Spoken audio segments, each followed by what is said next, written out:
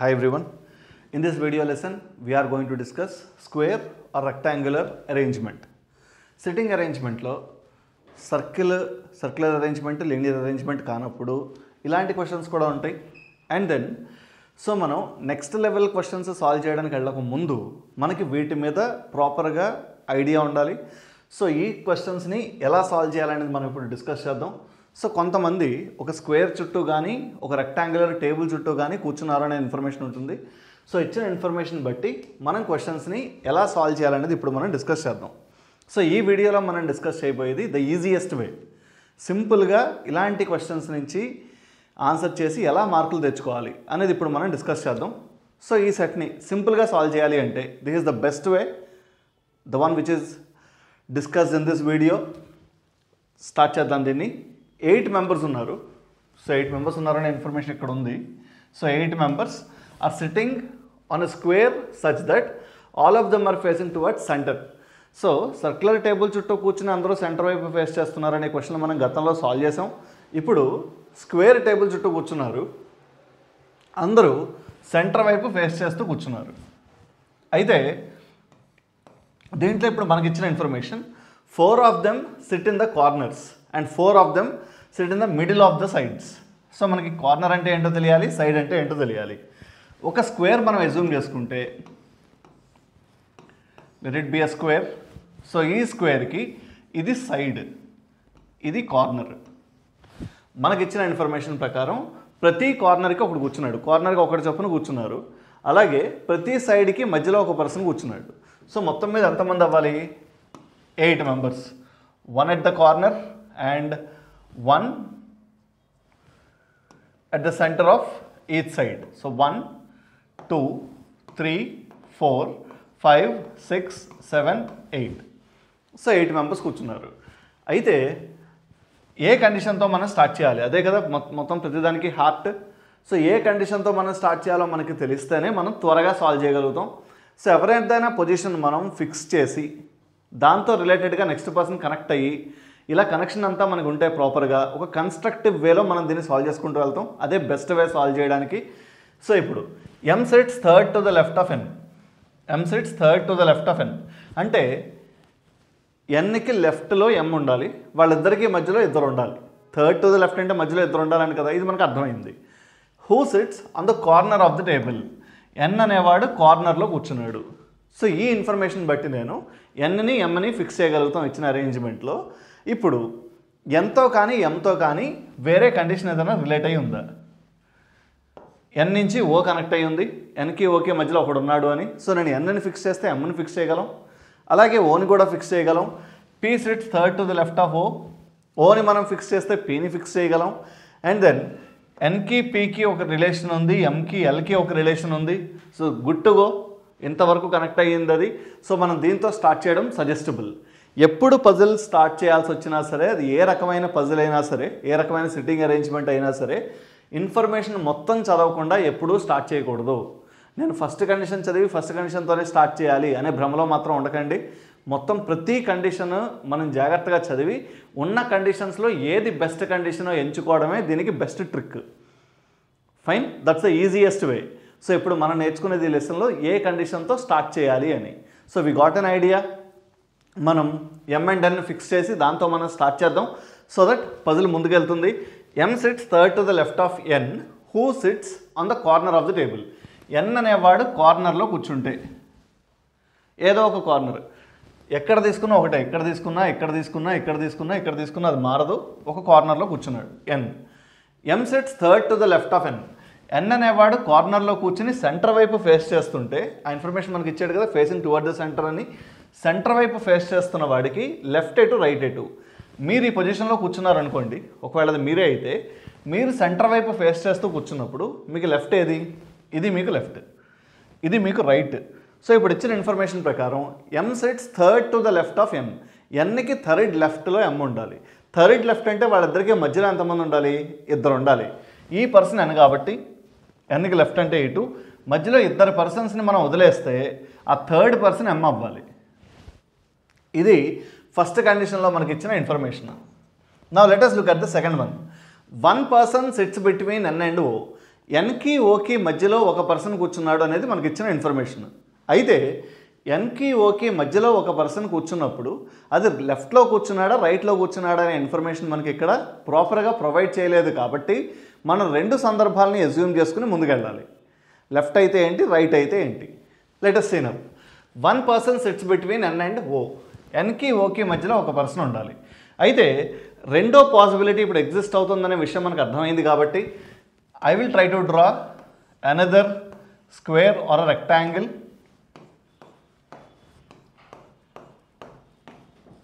So N M same పొజిషన్లో ఉండగా ఎన్కి ఓకి మధ్యలో ఒక పర్సన్ ఉండాల్సి వచ్చినప్పుడు ఓ అనే పర్సన్ ఎన్కి లెఫ్ట్ సైడ్ అయినా ఉండొచ్చు, రైట్ సైడ్ అయినా ఉండొచ్చు. One person sits between N and O అంటే ఒకవేళ ఓ అనే పర్సన్ ఎన్కి లెఫ్ట్ సైడ్ వస్తే మధ్యలో ఒక పర్సన్ ఉండగా ఇది అరేంజ్మెంట్. ఒకవేళ ఓ అనే పర్సన్ ఎన్కి రైట్ సైడ్ వస్తే మధ్యలో ఒక పర్సన్ ఉండగా ఇది అరేంజ్మెంట్. సో ఎన్ని ఓని మనం ఫిక్స్ చేయగలిగాం. ఇప్పుడు ఓతో రిలేటెడ్గా ఉన్న కండిషన్ ఏంటి? Next one, P sits third to the left of O. ఓకి థర్డ్ లెఫ్ట్లో పీ ఉండాలి అనేది ఇచ్చిన ఇన్ఫర్మేషన్. థర్డ్ లెఫ్ట్ అంటే వాళ్ళిద్దరికీ మధ్యలో ఎంతమంది ఉండాలి? ఇద్దరు ఉండాలి. సో ఓకి పీకి మధ్యలో ఇద్దరు ఉండాలి. P sits third to the left of ఓ.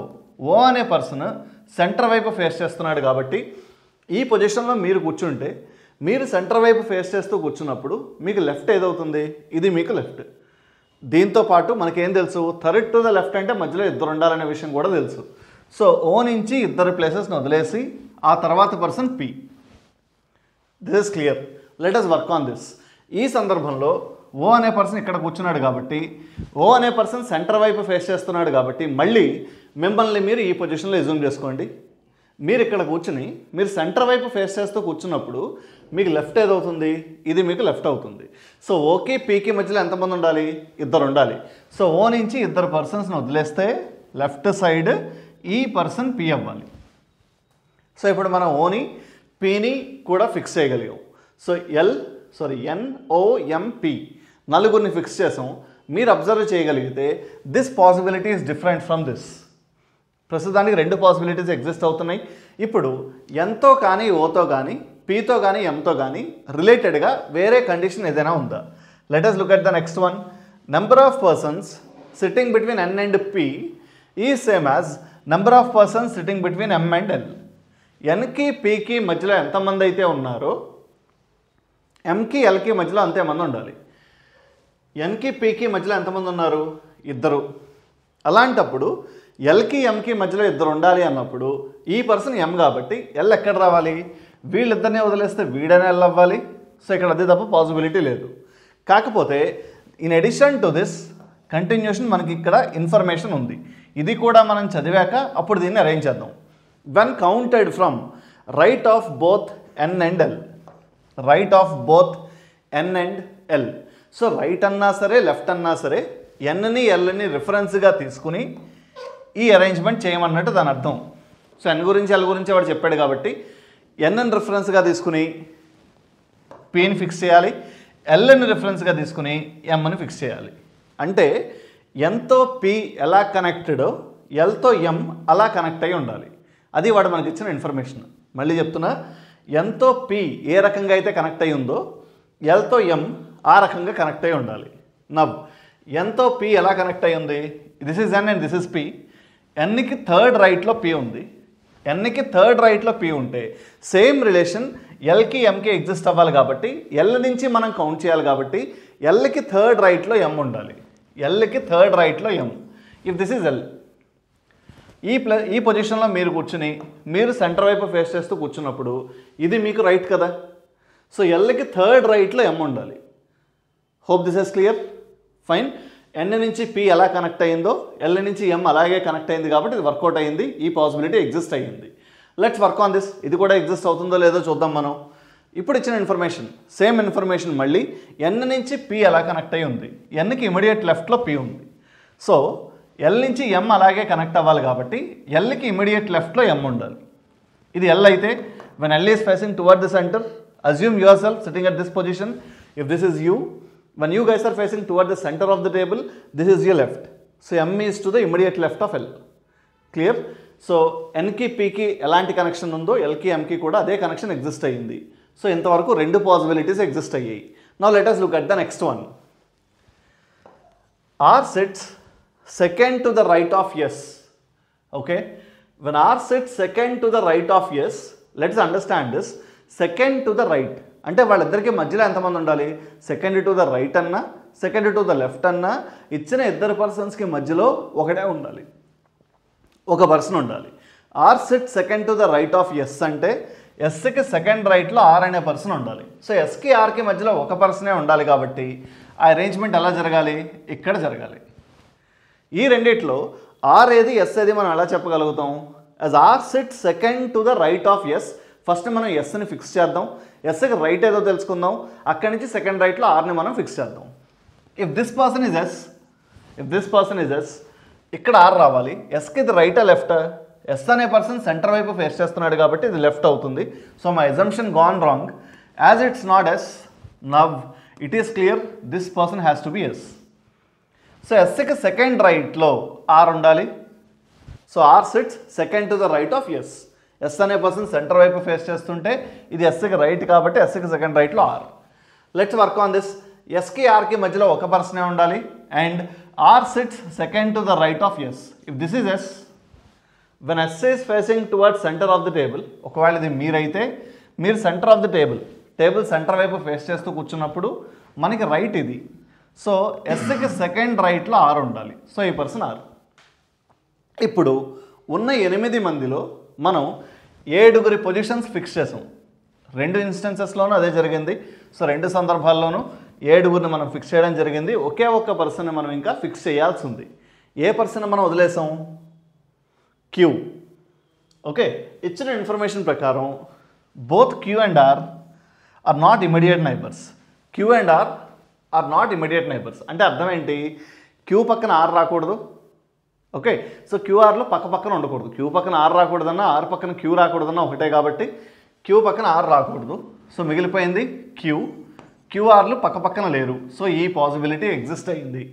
కానీ ఇక్కడ ఇది తప్ప వేరే పాసిబిలిటీ లేదు కదా క్యూని మనం ఫిక్స్ చేయడానికి.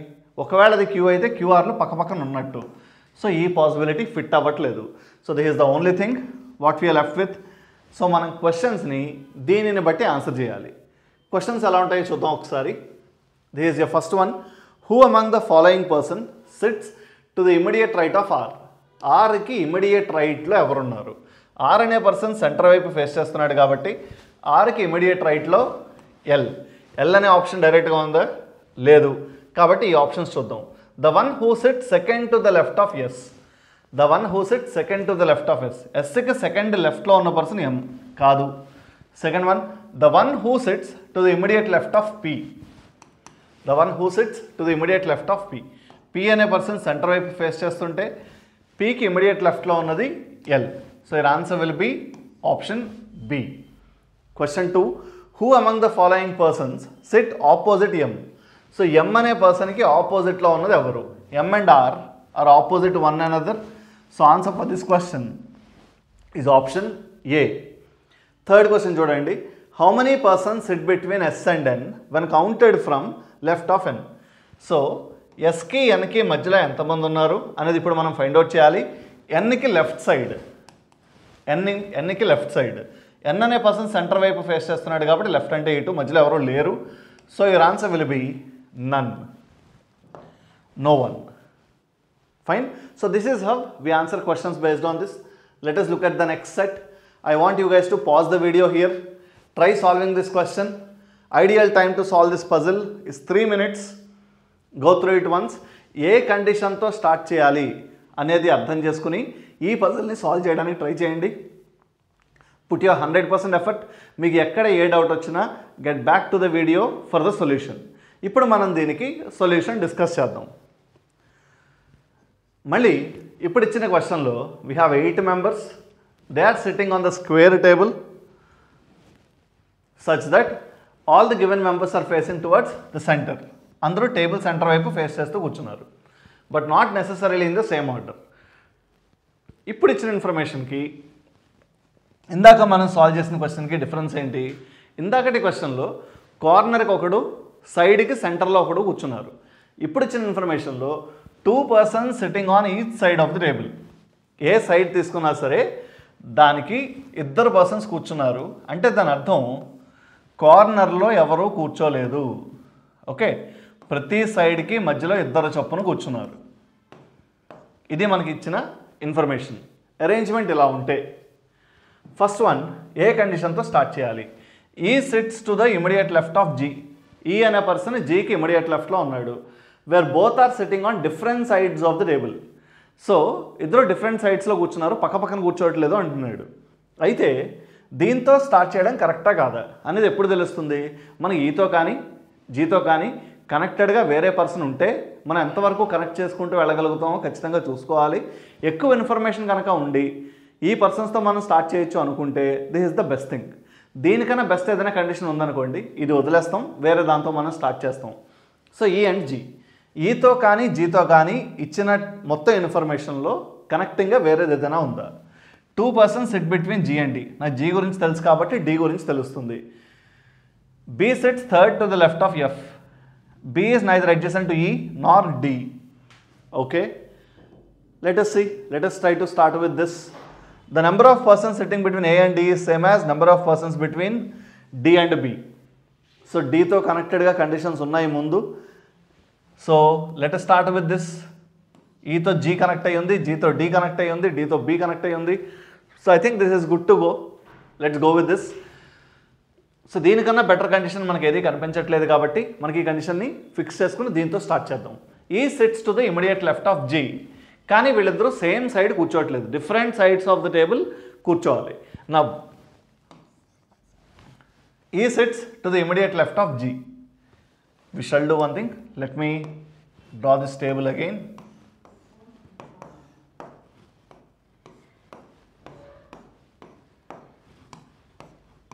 Yes, E sits to the immediate left of G. ఇది జీ అయితే జీకి ఇమీడియట్ లెఫ్ట్లో ఈ ఉండాలి. Where both are sitting on different sides of the table. Yes, 2 persons sit between G and D. G కి D కి మధ్యలో ఇద్దరు ఉండాలి. సో D ఇటన్నా రావచ్చు కదా. So let me consider the other possibility as well. Now if this is G, this is E. జీకి డీకి మధ్యలో ఇద్దరు ఉన్నారనే విషయం మనకు తెలుసు తప్ప రైట్ ఆ లెఫ్ట్ అనే ఇన్ఫర్మేషన్ మనకి ఇక్కడ క్వశ్చన్లో ప్రొవైడ్ చేయలేదు కాబట్టి మనం 2 సందర్భాలు కన్సిడర్ చేయాలి. సో జీకి డీకి మధ్యలో ఇద్దరు ఉంటే ఈ పర్సన్ అయినా డి అవ్వచ్చు, జీకి డీకి మధ్యలో ఇద్దరు ఉన్నప్పుడు ఈ పర్సన్ అయినా డి అవ్వచ్చు. So we have 2 possibilities. దీని తర్వాత B sits, yes, B sits third to the left of F. B sits third to the left of F. B neither sits adjacent to E nor D. B అనే person ఈ పక్కన D పక్కన ఉండకూడదు. So B అనే person ఇక్కడ రాడు, B అనే person ఇక్కడ రాడు. But we know that B sits third to the left of F. B అనే పర్సన్ ఎఫ్కి థర్డ్ లెఫ్ట్లో ఉండాలి. ఓకే, సో బి అనే పర్సన్ ఎఫ్కి థర్డ్ లెఫ్ట్లో ఉండాలి. ఒకవేళ ఈ పర్సన్ ఎఫ్ అయితే ఎఫ్కి థర్డ్ లెఫ్ట్ అంటే ఎటు? ఈ పర్సన్. సో ఎఫ్కి థర్డ్ లెఫ్ట్లో బి ఉండడానికి ఛాన్స్ ఉంది. ఒకవేళ ఈ పర్సన్ ఎఫ్ అయితే ఎఫ్కి థర్డ్ లెఫ్ట్లో బి అవ్వడానికి ఛాన్స్ ఉంది. సో నాకు దీంట్లో 2 పాసిబిలిటీస్ వస్తున్నాయి. Fine. So let us keep it a side. Let's work on this first. ఇక్కడ కూడా 2 పాసిబిలిటీస్ వస్తున్నాయో లేదో చూద్దాం. సో ఇప్పుడు డి పక్కన ఈ పక్కన బి ఉండకూడదు. సో ఈ పక్కన ఉండకూడదు, డి పక్కన ఉండకూడదు. సో ఈ 2 ప్లేసుల్లోనే ఎక్కడో ఒక దగ్గర బి ఉండాలి. అయితే B neither sits adjacent to E nor D. B sits third to the left of F. So B sits third to the left of F. ఒకవేళ ఇది బి అయితే third to the left of F work out అవ్వదు, ఎందుకంటే ఇది F అవ్వాలి. So ఈ person కూడా B అవ్వడానికి ఛాన్స్ లేదు. ఒకవేళ ఈ పర్సన్ బి అయితే B sits third to the left of F. ఎఫ్కి థర్డ్ లెఫ్ట్లో బి వర్కౌట్ అయ్యింది. ఎఫ్ అనే పర్సన్ సెంటర్ వైపు ఫేస్ చేస్తుంటే థర్డ్ లెఫ్ట్ అంటే ఇటు. So B and F should set in these 2 places. Now let's work on this. ఇది B కాదు, ఇది బి కాదు. ఓకే, ఒకవేళ as B sets third to the left of F, ఈ పర్సన్ ఎఫ్ అయితే ఎఫ్కి థర్డ్ లెఫ్ట్లో బి, ఇది బి అవ్వచ్చు. ఇంకొక పాసిబిలిటీ ఎగ్జిస్ట్ అవుతుందేమో చూద్దాం దీంట్లో. If it works we will fix those positions as well. E person GI, let me erase this.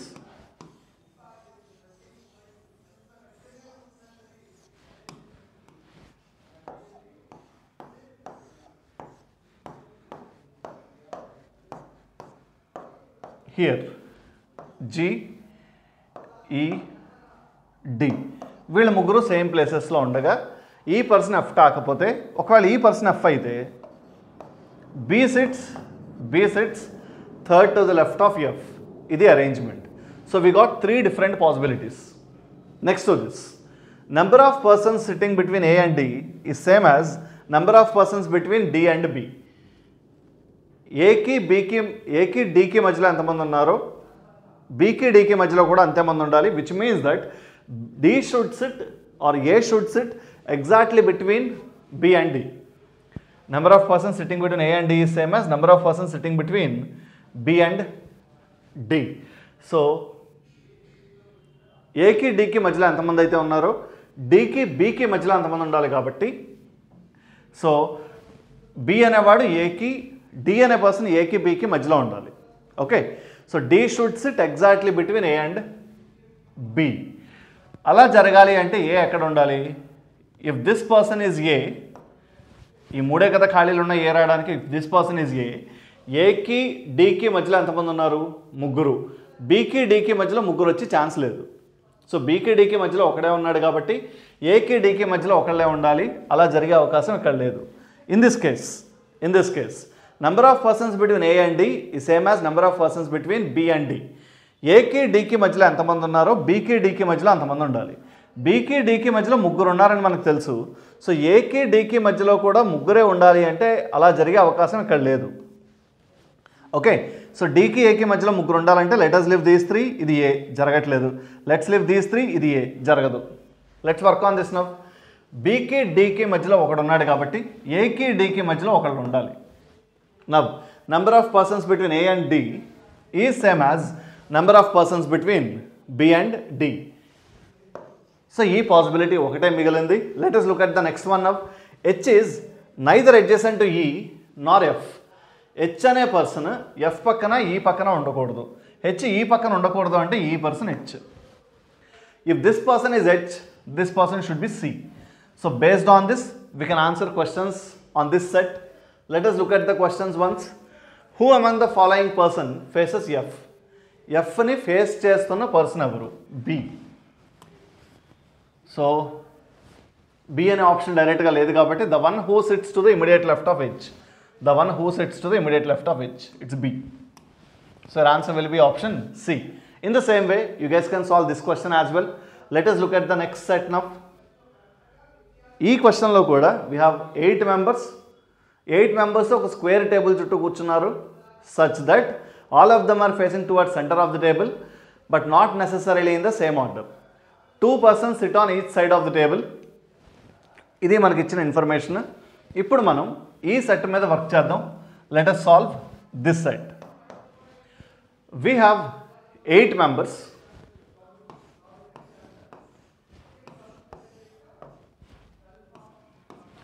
కార్నర్స్లో ఎవరైనా కూర్చుంటున్నారనే ఇన్ఫర్మేషన్ ఉందా? లేదు కదా. 2 persons SIT on each side of the table. A side తీసుకున్నా సరే ఆ సైడ్లో ఇద్దరు ఉండాలి అంటే కార్నర్లో ఎవడో కూర్చోట్లేదు. ఫైన్. ఏ కండిషన్తో స్టార్ట్ చేయాలి?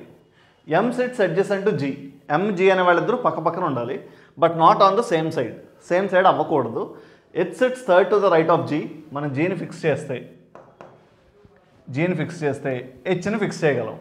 H sit second to the left of I. హెచ్ని ఫిక్స్ చేస్తే ఐని ఫిక్స్ చేయగలం. Okay, and then J is third to the left of I. I fix అయితే జే ఫిక్స్ అవుతాడు. గుడ్. సో దీంతో స్టార్ట్ చేయడం ఉత్తమం ఇప్పుడు. సో స్టార్ట్ చేద్దాం దీంతోనే. M sits adjacent to G. M and G పక్క పక్కన ఉండాలి but not on the same side. ఇలా అవ్వచ్చు కదా జీ అండ్ ఎం. అలాగే ఇంకొక పాసిబిలిటీ కూడా ఉంటుంది.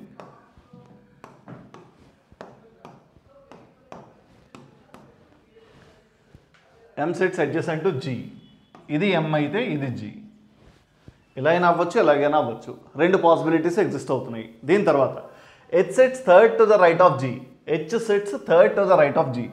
జీ ఇక్కడ కూర్చున్నాడు, సెంటర్ వైపు ఫేస్ చేస్తున్నాడు, ఇది మీరు అనుకోండి. మీరు సెంటర్ వైపు ఫేస్ చేస్తూ కూర్చున్నప్పుడు మీకు రైట్ ఇది. సో ఇప్పుడు ఇచ్చిన ఇన్ఫర్మేషన్ ప్రకారం H sits third to the right of G. So జీకి రైట్ సైడ్ హెచ్ ఉండాలి, మధ్యలో ఇద్దరు ఉండాలి. సో ఈ person H. In this case హెచ్కి రైట్ సైడ్ అంటే ఇది, మధ్యలో ఇద్దరిని వదిలేస్తే ఈ person H. H sits third to the right of G. తర్వాత H sits second to the left of I. H అనేవాడు ఐకి సెకండ్ లెఫ్ట్లో ఉండాలి. సో ఈ పర్సన్ ఐ సెంటర్ వైపు ఫేస్ చేస్తున్నాడు కాబట్టి ఇది left. H sits second to the left of I. And then who doesn't sit adjacent to G? I is not adjacent to G. Next ఇచ్చిన కండిషన్ ఏంటి? J sits third to the left of I. J sits third to the left of I. ఐకి third లెఫ్ట్లో J. Third left అంటే మధ్యలో ఎంతమంది ఉండాలి? ఇద్దరు ఉండాలి. J sits third to the left of I. ఐకి థర్డ్ లెఫ్ట్లో J. Then K sits second to the right of N. కేకి ఎన్కి మధ్యలో ఒకడు ఉండాలి. అలా జరిగే అవకాశం ఒక్క చోటే ఉంది. K sits second to the right of N. As K sits second to the right of N, అది కే, ఇది N. In this possibility K sits second to the right of N. ఎన్కి సెకండ్ రైట్లో కే ఉండాలి. ఇది ఒకటే possibility మిగిలింది. And third to the left of L. End అన్నాడు కాబట్టి అది ఎవరి గురించి మాట్లాడుతున్నట్టు? కే గురించి. K sits third to the left of L. K ఎల్కి థర్డ్ లెఫ్ట్లో ఉన్నాడా లేదా? ఈ పర్సన్ కదా ఎల్కి థర్డ్ లెఫ్ట్లో కే. ఇది వర్కౌట్ అయింది. దీంట్లో K and L are immediate next one and other. So ఈ పాసిబిలిటీ ఎగ్జిస్ట్ అవ్వట్లేదు. So this is the only thing what we are left with. సో దీనిని బట్టి మనం క్వశ్చన్స్ ఆన్సర్ చేస్తే you are given 3 questions here. I want you guys to try solving these 3 questions. So guys, the one which we discussed in this video, this is the best way to solve questions based on square and rectangular arrangement. దీని తర్వాత సెషన్స్లో మనం advanced level questions discuss చేద్దాం. Thank you so much guys. మీకు ఏమైనా queries ఉంటే right it in the comment section. Thank you.